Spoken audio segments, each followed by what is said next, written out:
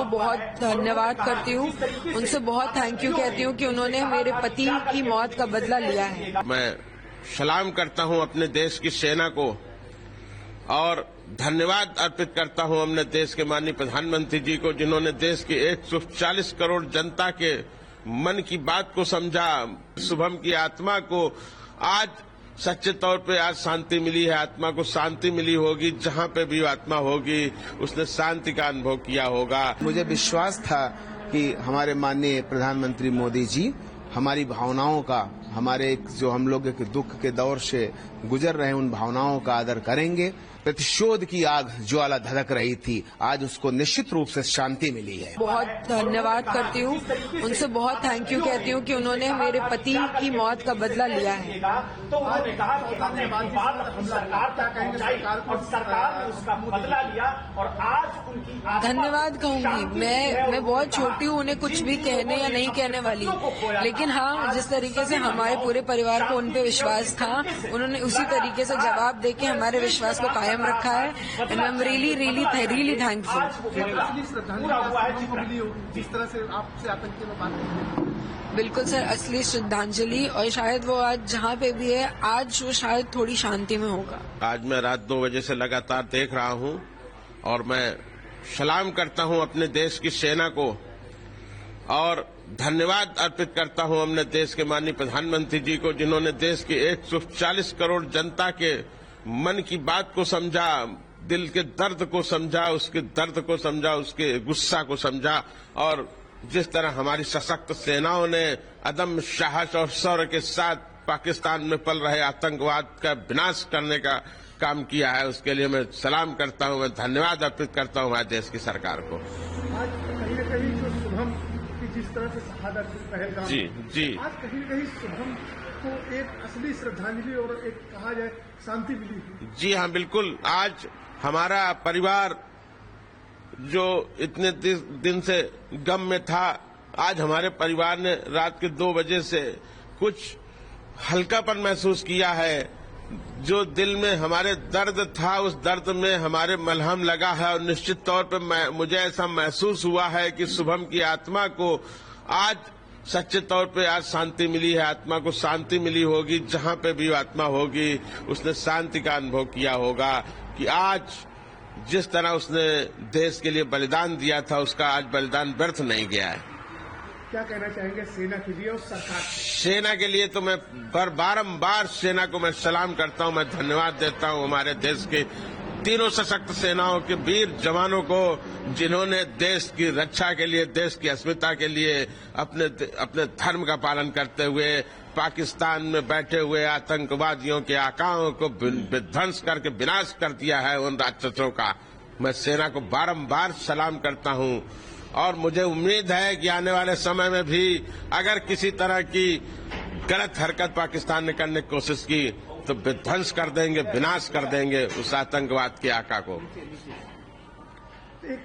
कहीं न कहीं एक विश्वास बढ़ा है सेना के प्रति, क्योंकि जिस तरह से आप लोग लगातार कार्रवाई की मांग कर रहे थे, जी, सरकार से मांग कर रहे थे, सरकार के प्रतिनिधि आपके पास आए थे, जी, कहीं न कहीं एक विश्वास भी बढ़ा है। जी हाँ, बिल्कुल।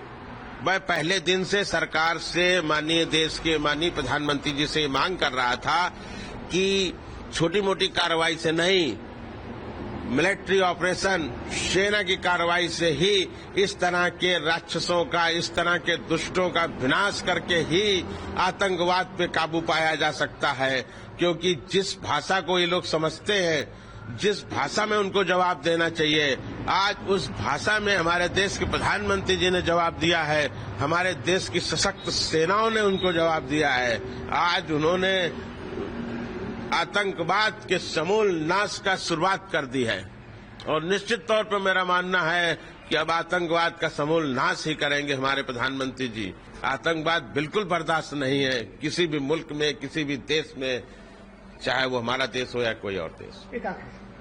आगे क्या चाहिए? निश्चित तौर पे आतंकवाद पे निर्णायक कार्रवाई का जो दौर शुरू हुआ है जारी रहना चाहिए, इसमें रुकावट नहीं आनी चाहिए। और जहां जहां भी हमारी सेना को, हमारी सरकार को ये लगे कि इस जगह से आतंकवाद के बीज का पुनः रोपण हो रहा है, आतंकवाद का प्रशिक्षण शिविर या इस तरह के आतंकी शिविर दोबारा न चालू होने पाए और चालू होने से पहले ही उनको समाप्त कर दिया जाए। बिल्कुल आतंकवाद का समूल विनाश होना चाहिए। पूरे इस देश का 140 करोड़ देशवासी आज निश्चित तौर पर गर्व का अनुभव कर रहा है।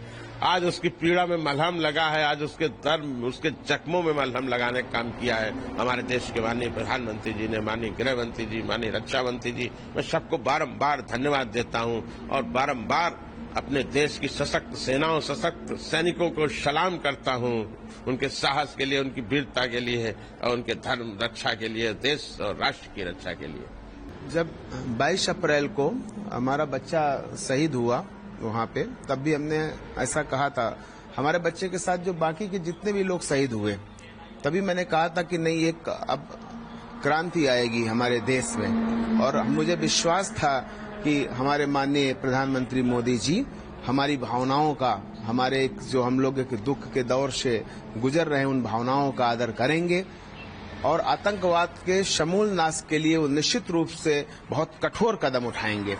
आज रात मुझे 2 बजे जब जानकारी हुई कि हमारी भारत की सशक्त सेनाओं ने उस आतंकवाद के समूल नाश का जो बीड़ा था उठाया था, उसकी शुरुआत कर दी है, तो मुझे लगा कि नहीं, अब निश्चित रूप से आतंकवाद का सर्वनाश होकर ही रहेगा। मैं बहुत धन्यवाद देना चाहता हूं माननीय प्रधानमंत्री मोदी जी को। हम लोगों के हृदय में, मेरे हृदय में जो 22 अप्रैल से एक प्रतिशोध की आग ज्वाला धधक रही थी, आज उसको निश्चित रूप से शांति मिली है। एक कहीं न कहीं शुभम को और जो पहलगाम में लोग शहीद हुए थे, जो निर्दोष नागरिक थे जी, उनको कहीं न कहीं एक सच्ची श्रद्धांजलि आज सरकार ने और सेना के द्वारा दी गई है। सच्ची श्रद्धांजलि है सरकार की तरफ से, सेना की तरफ से।